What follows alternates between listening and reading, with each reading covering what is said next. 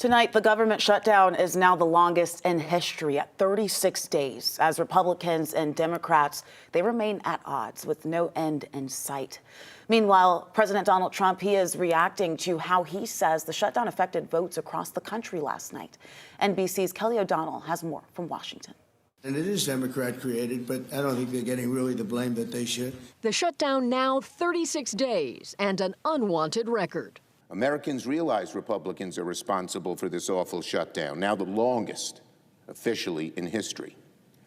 What a shameless milestone. But now some lawmakers say they are more hopeful. The government could reopen soon. I feel very confident. That could bring needed relief to hundreds of thousands of furloughed federal workers and those required to work without pay. Congress is still getting paid. The House is, everybody's still getting paid except for the people showing up and doing all the work.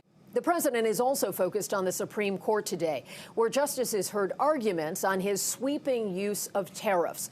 At issue is whether the president can legally impose those tariffs based on a law originally written for national emergencies. The president has described his tariffs as a centerpiece of his economic and foreign policy agenda. Kelly O'Donnell, NBC News, Washington. Well, as the shutdown continues, we know that more than 1 million people in Georgia are waiting on SNAP benefits to arrive.